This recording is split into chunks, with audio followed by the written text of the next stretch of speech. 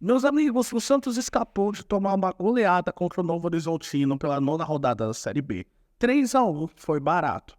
E é uma equipe que já vem pressionada, porque o Santos ele vem de 2 derrotas seguidas, sendo uma pelo então lanterna do campeonato, Botafogo, pela rodada passada. Então o Carille ele manda a campo o seu chamado time titular, óbvio, com exceção de alguns jogadores que estão ausentes por conta de lesão, como é o caso do Guilherme, do Julio Furt e do João Paulo. De resto, é praticamente o mesmo time. Algumas alterações, mas é praticamente a mesma base.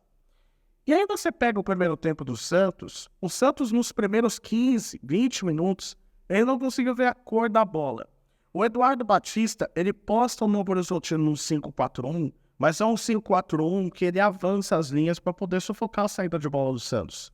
Porque ele já enfrentou o Santos no Campeonato Paulista e ele sabe que o Santos é um time muito técnico. O Santos ele é um time que necessita ter a bola. Então, se você marca muito forte e você principalmente sufoca a saída de bola que você tem qualidade, principalmente com a volta do João Schmidt, baixando para poder fazer a linha de 3 de saída, você sabe que se você tomar a bola no campo de ataque, o Santos dificilmente vai ter aquela recuperação, aquela retomada, e mais perto do gol você estará para poder fazer. Foi isso que ele fez. E o Novo Horizontino deu trabalho para o Santos. Gabriel Brazão já teve que ser acionado, mas você via que era um 5-4-1 que não era só defensivo, era um 5-4-1 atacando sem a bola.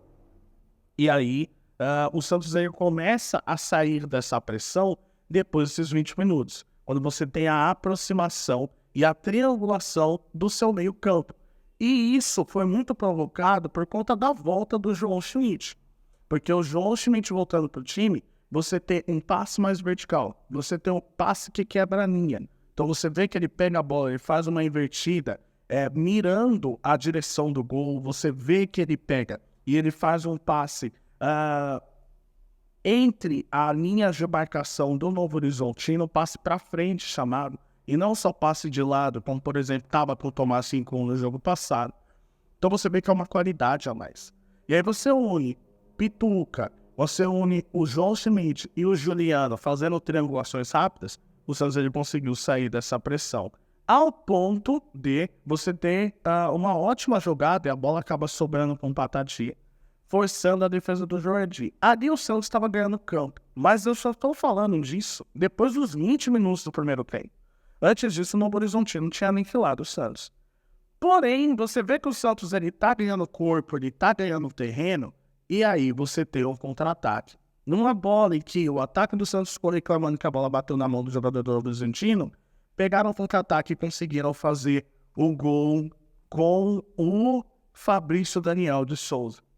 E esse gol era tão bizarro que o Fabrício ele sobe sozinho na área, sem nenhuma marcação. Ele veio um pouco de trás, mas ele sobe sem nenhuma marcação.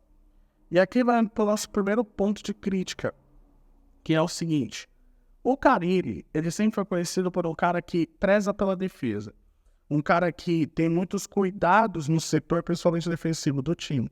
Não à toa ele ficou conhecido como um cara retranqueiro. Não é isso que acontece no Santos, mas você vê que ele ficou conhecido dessa forma. Se você é um cara que é conhecido muito mais pela defesa, por que está acontecendo com a sua defesa? O Santos está sendo cada vez mais vulnerável, tá? E ele está permitindo com que os jogadores sobram sozinhos na sua área. Diversas vezes o Santos está tomando gol de cruzamentos. E hoje não foi diferente. O atacante do Novo Horizontino subiu sozinho, ao ponto dele ajeitar a cabeça de fato, sem nenhuma, assim, total tranquilidade, para tirar do Gabriel Brazão.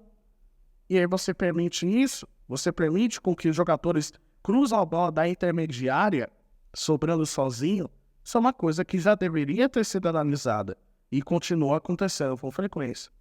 Continuando, depois do gol do Novo Horizontino, você vê que o Santos começou a ganhar corpo de novo. Nada de trazer muitas dificuldades ao goleiro Jordi do Novo Horizontino, mas aqui eu vou botar na tela para vocês os números do primeiro tempo que o Santos conseguiu estabelecer, além de números de estatísticas. E uma coisa que eu só ressalto, não é nem os números só em si, e sim um mapa de calor. A gente observa ali o mapa de calor, onde é que o Santos ficou mais concentrado? Na posse de bola, no meio campo. Óbvio, porque depois disso o Novo Horizontino ele baixou as linhas para poder ficar cada vez mais defensivo, principalmente com a sua linha de 5. Sim, também tem isso. Mas isso a gente precisa ressaltar que é uma coisa desde o Campeonato Paulista. O Santos ele não tem um bom ataque. Mesmo com a volta do Guilherme, o Guilherme ele foi evoluindo na competição do Campeonato Paulista ao longo do tempo. Ele não chegou de primeira e foi estrelado, digamos assim. Ele demorou um tempo para poder maturar. E ele era alvo de crítica. Pode acontecer com os meus jogadores? Pode. Mas o que eu quero dizer é, o time do Santos respira pelo meio-campo. É o meio-campo que cria para o time fazer situações claras de gol. Porque o ataque em si, ele não é muito eficiente. Tanto que a gente está vendo que a bola ficou circulada mais no meio. E aí, o que acontece? A gente precisa criticar, sim, o ataque do Santos. Hoje foi com o Otero, foi com o William Bigode e foi com o Patati. Na minha visão, sendo bem sincero, eu acho que o Patati ele não está pronto o suficiente para poder ser um titular do Santos. É claro que você vai fazer uma comparação Patati com o Pedrinho, você vai ver que o Patati ele tem um pouco mais de iniciativa, ele busca mais jogar no 1 contra 1. Só que a gente precisa fazer uma crítica aqui. O Patati, ele toma algumas decisões equivocadas ao longo do jogo. Então você vê que ele tem uma certa ansiedade para poder bater no gol, às vezes ele tenta um drible que não é a hora, ele erra o tempo do passe. Então, para mim, o Patati ele deveria esperar um pouco mais. Para mim, ele é um jogador de segundo tempo para tentar mudar. Neste momento, para poder ser titular, eu colocaria o Pedrinho. Por mais que o Pedrinho não fez um bom segundo tempo hoje, mas você está pegando um jogador que voltou de lesão. Então, para mim, eu colocaria o Patati na segunda etapa. E aí vem o segundo tempo. E a entrada do Patrick, ela muda um pouquinho no lugar do Patati. Por quê? Porque o Otero ele volta para a direita e o Patrick joga na esquerda, onde o Patrick está mais acostumado. E aí você tem de cara o lance do gol do Santos, que a bola vem com o Patrick, depois de uma boa jogada do meio-campo, de novo o meio-campo do Santos aparecer. A bola sobe para o Patrick, ele tenta tirar do Jordi de cavadinha, e a bola vai para o Diego Pituca. Ali o Santos estava bem, certo? Só que aí você começa a ver mais problemas que a gente já viu do Santos ao longo da temporada. Que é um time que chega lento na marcação, é um time que não consegue dar um bote, é um time que onde sofre contra-ataque é um Deus nos acuda. E de novo isso aconteceu. Você tem a jogada que saiu do lateral, ele consegue fazer com que a bola sobe. Se eu não me engano, o Giovani, ele cruza rasteiro, sem nenhuma marcação, para o Everson Paiva poder fazer o gol do Novo Horizontino. Ali não tinha ninguém marcando ele de perto. E você tinha, se não me engano, 4 defensores. Eu vou deixar aqui na tela para vocês. Aqui, ó, você tem uma linha praticamente de 4 defensores dentro da área. Sendo um ali fazendo mano a mano. E mesmo assim, o jogador conseguiu ganhar. Então, assim, a linha defensiva posta do Santos está mal postada de fato. O tempo de bola não está bom, porque a bola saindo da lateral, você vê que o atacante do Novo Horizontino consegue ganhar de 4 marcadores de uma vez só, trazendo o drible para a linha de fundo e cruzando. E aí você tem um posicionamento completamente equivocado. Mais um erro do Fábio Carille. E a partir daí, o Santos não conseguiu mais fazer nada, praticamente. Só deu o Novo Horizontino. Com o mesmo problema que aconteceu no jogo contra o Botafogo. Não diminuindo espaço, não chegando para fazer mano a mano e deixando com que chutem de fora da área, fica complicado. Foi isso que aconteceu mais uma vez.